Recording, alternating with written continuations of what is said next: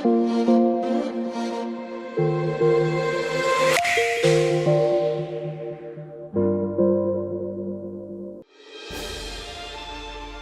lor, welcome back to Fun One. Nah, di video kali ini sambil ngisi waktu, kita akan ngebahas tentang 4 hal.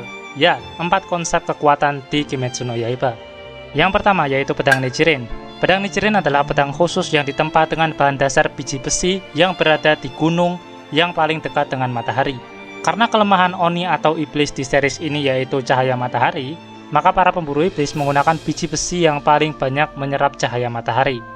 Meskipun begitu, kualitas besi yang digunakan berbeda-beda, dari yang biji besi pemburu iblis biasa, sampai yang istimewa seperti milik Tanjiro. Pedang Nichiren biasanya akan berubah warna tergantung dari jenis pernafasan yang digunakan oleh penggunanya. Misal untuk Gyu yang merupakan pilar air, pedang Nichirennya berwarna biru. Zenitsu yang menggunakan pernafasan petir, pedang Nichirennya berwarna kuning. Dan Sanemi yang menggunakan pernafasan angin, pedang Nichirennya berwarna hijau. Khusus untuk Tanjiro dan Yoriji, kenapa berwarna hitam pekat? Karena pada dasarnya, pernafasan milik Tanjiro dan Yoriji adalah pernafasan matahari.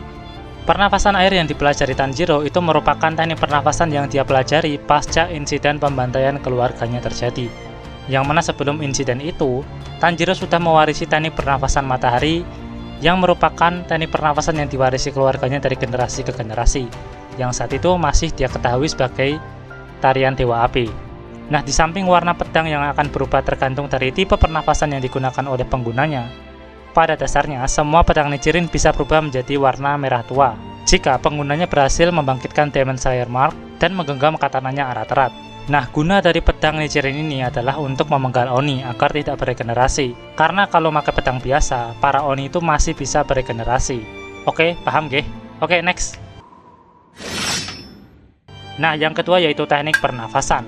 Di video ringkasan Kimetsu no Yaiba sebenarnya udah aku jelaskan sejarahnya. Jadi di video ini singkat aja. Awalnya pernafasan itu cuma ada satu, yaitu pernafasan matahari, yang bisa dikatakan induk dari semua pernafasan di Kimetsu no Yaiba. Pengguna pernafasan matahari yang pertama yaitu Yoriji Sugikuni. Dari pernafasan matahari ini nantinya akan lahir banyak cabang seperti pernafasan air, api, angin, bulan, dan lain-lain. Nah, guna dari teknik pernafasan ini adalah untuk melawan gaya bertarung dari Oni, yang mana para Oni itu bisa menggunakan teknik darah iblis. Teknik pernafasan ini juga harus didukung dengan pedang Nichiren untuk menyalurkan serangan pada Oni yang sudah menjadi target. Teknik pernafasan ini memiliki banyak kuda-kuda, dan juga setiap teknik pernafasan semisal pernafasan air dan pernafasan api, lalu pernafasan petir dan pernafasan yang lain, memiliki jumlah kuda-kuda yang berbeda. Dalam Kimetsu no Yaiba ada dua metode atau dua tingkatan untuk pengguna pernafasan. Yang pertama yaitu konsentrasi pernafasan total, dan yang kedua yaitu konsentrasi pernafasan konstan.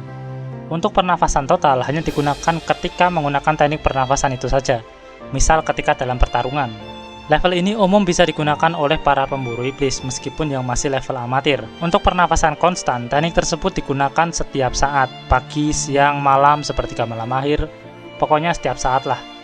Karena digunakan setiap saat, tentu akan lebih siap jika menghadapi pertarungan mendadak. Namun tentu saja untuk mencapai level tersebut harus melewati latihan yang ekstra. Yang bisa menggunakan teknik ini biasanya adalah mereka yang setingkat dengan Sukuko, anak didiknya seorang pilar atau para pilar. Oke, next. Yang ketiga yaitu teknik darah iblis. Dari namanya kalian pasti sudah tahu kalau teknik ini hanya bisa digunakan oleh para iblis atau Oni. Teknik darah iblis ini bisa dibilang kemampuan spesial yang dimiliki oleh seorang Oni.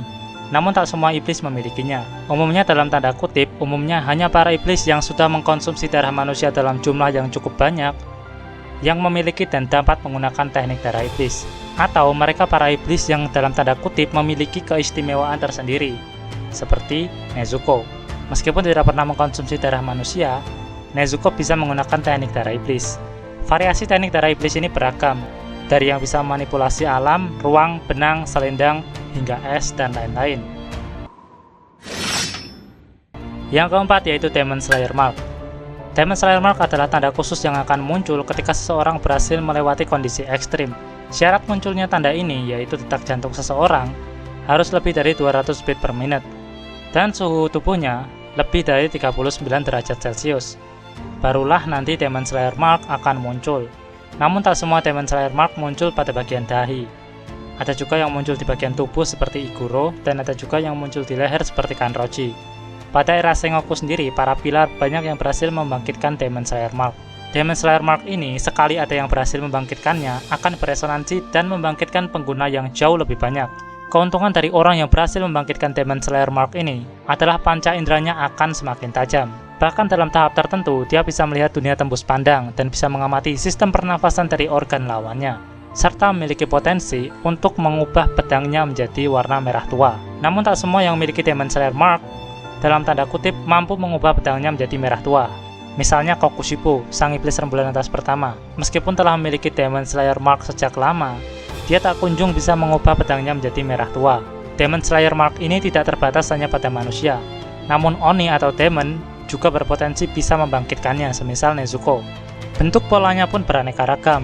Ada yang berpola api seperti milik Tanjiro dan Yorichi, ada juga yang berpola kincir angin seperti milik Sanemi, atau retakan seperti milik Himejima Gyome, dan ada juga yang polanya seperti air seperti milik Gyu. Nah, itu tadi 4 konsep kekuatan di Kimetsu no Yaiba. Semoga bermanfaat dan jangan sungkan-sungkan untuk memberikan kritik dan saran. Dan oke, mungkin itu dulu untuk video kali ini. Jangan lupa untuk like, share, dan subscribe jika kalian pikir video ini menarik. Mohon maaf jika ada yang kurang dan salah kata. Kritisi aja kalau ada yang salah. Silahkan tambahkan aja di kolom komentar kalau ada yang kurang. Terima kasih banyak telah menonton video ini dan sampai jumpa.